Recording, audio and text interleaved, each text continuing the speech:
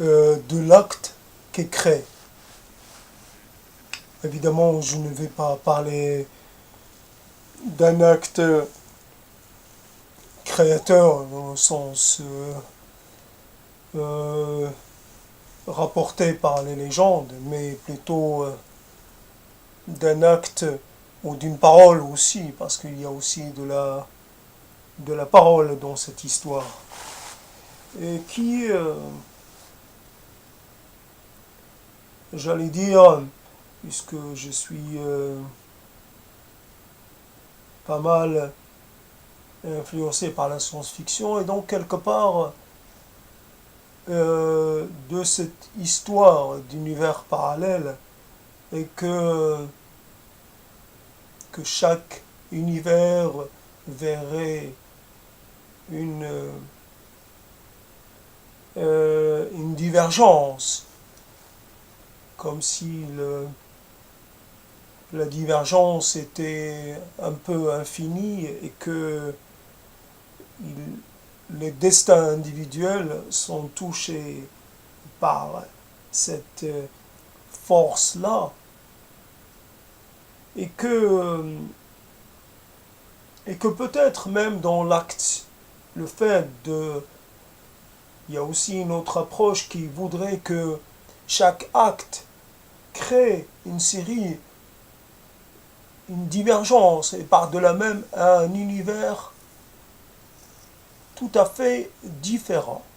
Donc à partir du moment où on accepte le primat que l'acte ou la parole sont quelque part à la naissance, sont derrière un certain nombre de réalités, on pourrait prendre tout un tas d'exemples, on pourrait trouver énormément d'illustrations dans la vie de chacun et, et aussi dans la mienne pour essayer d'illustrer ce postulat-là.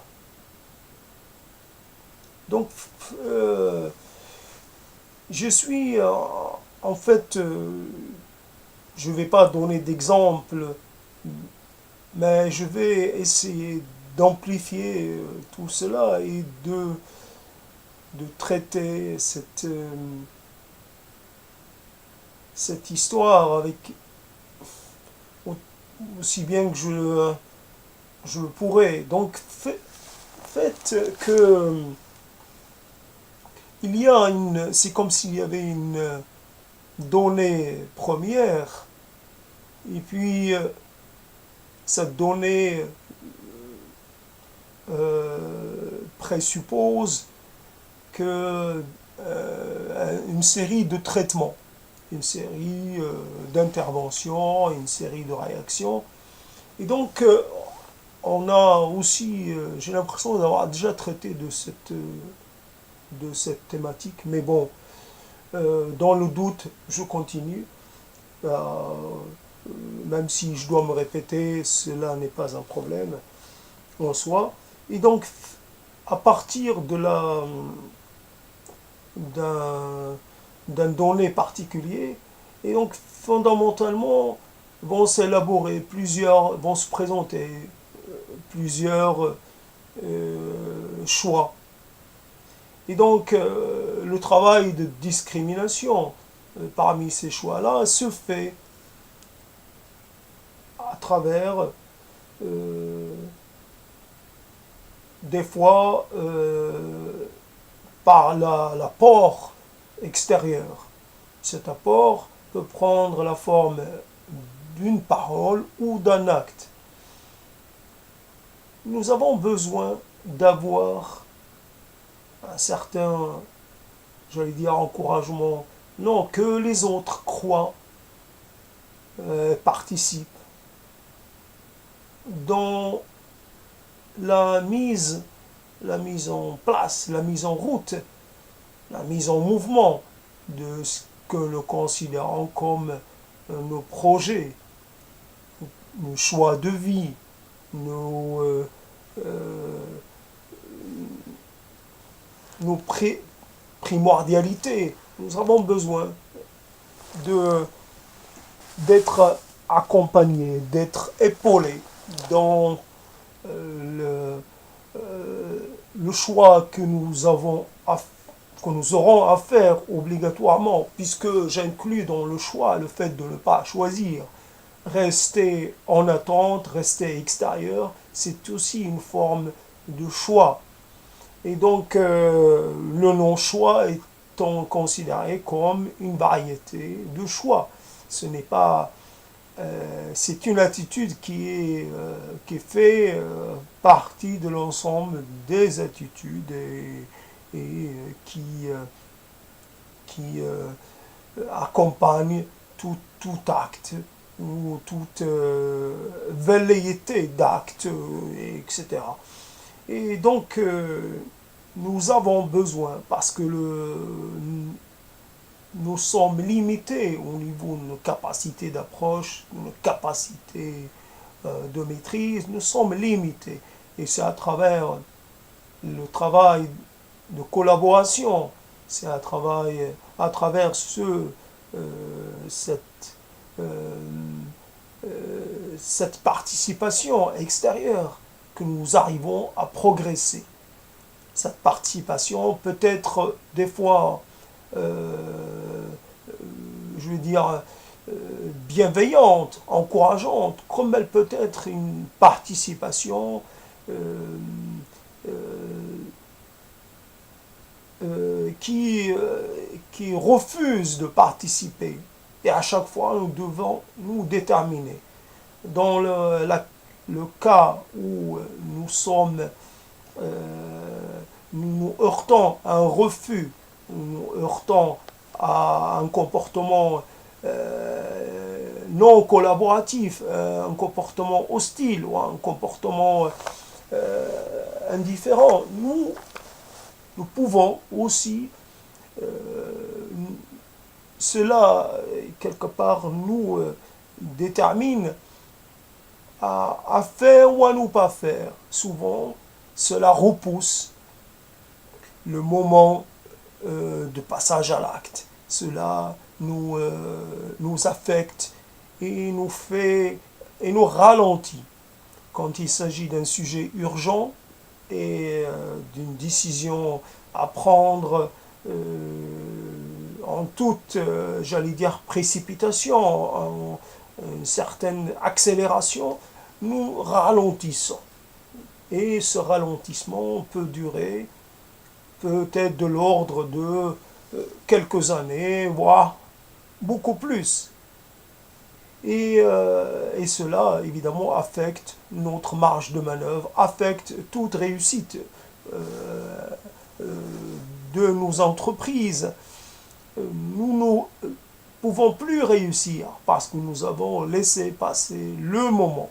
Parce qu'il y a des moments précis pour faire des choses et des moments qui seraient des moments tardifs, des moments euh, des moments passés, infructueux. Et donc à ce moment-là, on peut que constater que les choses ne sont plus gérables, il n'y a plus de questions appropriées, de réponses appropriées, apportées aux problèmes euh, qui était à l'origine qui était au départ de nos préoccupations. Donc il est malheureusement nécessaire de faire ce constat qu'un certain nombre de choses ont créé des, euh, des discontinuités dans ce qui devait être de l'ordre du linéaire, d'une continuité. Et ces discontinuités, ces divergences sont impossibles à corriger. Il n'y a plus qu'à constater ce qui existe actuellement, à le voir se manifester dans toute la multiplicité de ces aspects. Une, une situation en crise ne peut que voir cette crise ou cette dégradation s'amplifier. Il n'est pas possible de mettre fin à, à quelque chose qui est mal parti.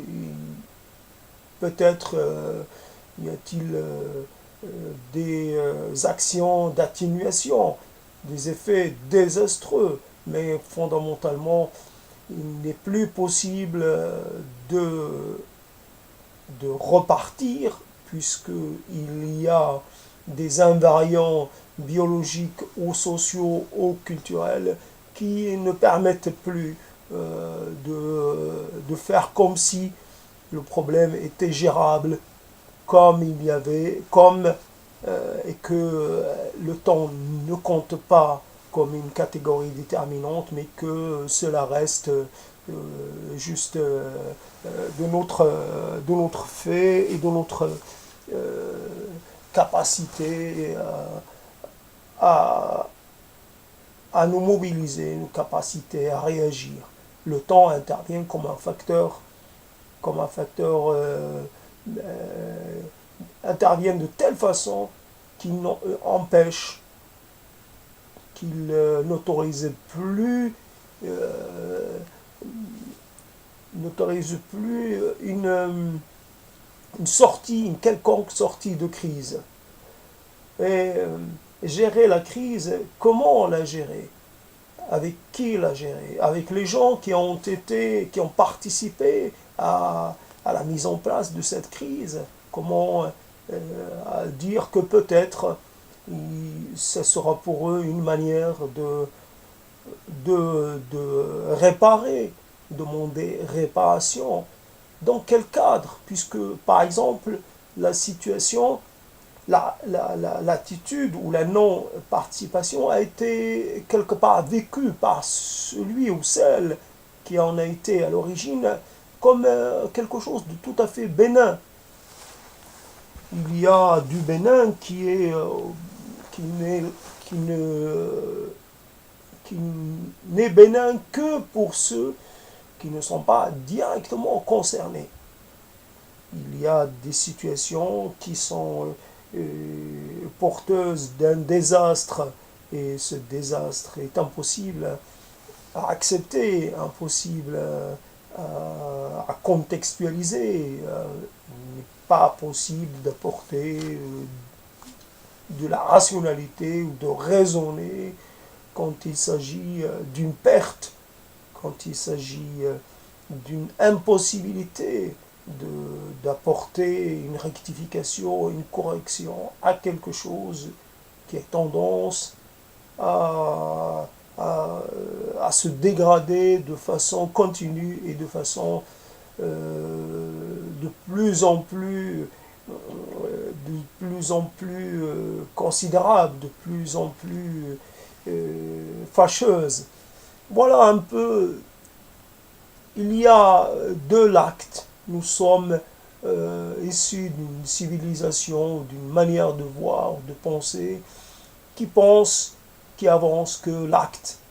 L'acte est à la base de tout, un acte premier, un acte de fondation, mais aussi un acte de péché, un acte quelconque, un verbe, un mot, une injonction, toujours à la base, à la naissance de toute l'histoire de l'humanité, il y a un acte, et un acte unique, fondamental, dont tout va découler de cet acte-là, et naît l'histoire, et évidemment, du péché originel, est née l'humanité, est née la civilisation, est née le travail, comme on dit, est née cette impossibilité à redevenir quelque part à vivre de façon apaisée, sans devoir combattre, sans devoir faire face à tous les défis de cet acte-là qui est certainement qui a été vécu par ces qui a été vécu par ces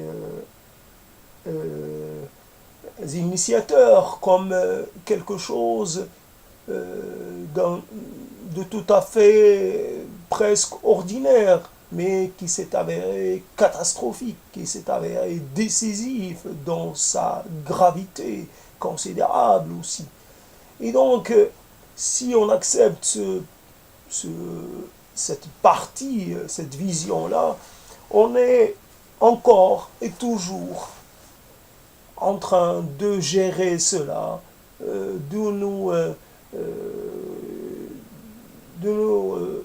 de réagir par rapport de corriger un peu tous les, tout, tout ce qui est, tout ce qui est survenu après, toutes les, à essayer de maîtriser et à essayer de construire quelque chose qui serait un peu une sorte d'ersatz, d'une sorte de cité idéale, un peu à l'image de la première cité idéale, de la première vie idéale, chose qui reste à chaque instant menacée parce que n'ayons pas les conditions de sa pérennisation. Voilà, donc dans cette, dans cette idée-là, dans cette façon d'approcher l'acte, il n'est pas possible, il est quelque part nécessaire de voir dans certains actes des actes premiers, des actes créateurs, des actes déterminants.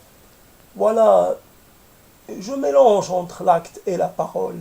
Il y a des actes, il y a des paroles. Ils sont quelque part de la même facture, ils sont du même poids. Euh, la, la parole peut être aussi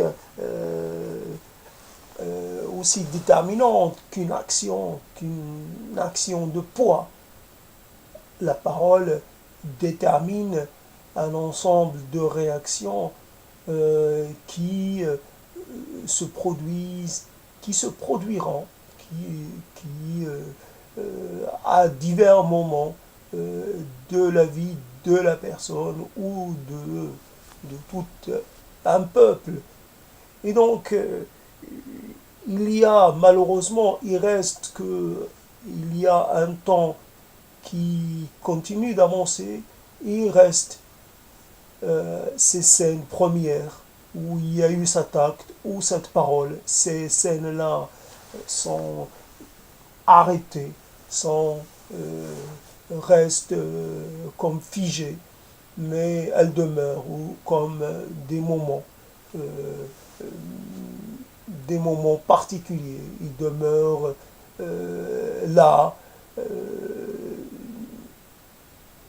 vivantes malgré tout, euh, comme la scène du péché originel. Cela est rappelé et rappelé sans cesse pour servir comme une sorte d'image repoussoire, comme une sorte d'avertissement que peut-être il y a eu un péché originel premier, peut-être qu'il pourrait y en avoir un deuxième, si la vigilance n'est pas de mise, si la prudence, si la leçon n'a pas été apprise. Voilà la question. Donc faut-il penser, croire, espérer que la leçon première a servi à quelque chose malgré le prix fort qu'elle a demandé? Est-ce que ces chemins quelque part d'erreur les chemins, les, peuvent-ils servir comme des repères, servir comme des lieux d'avertissement euh, pour, pour empêcher la reproduction des erreurs, pour empêcher la reprise, la recréation d'une nouvelle divergence, d'une nouvelle discontinuité, j'en doute. Je n'ai pas la force de traiter cette thématique de façon plus poussée. Ça m'est venu, mais j'ai l'impression de reprendre un peu ce que j'ai déjà traité une autre fois. Mais peu importe, ce traitement a eu droit à ce petit laps de temps. Je ne suis pas en forme pour aller plus loin. Il y a des moments où il faut savoir s'incliner.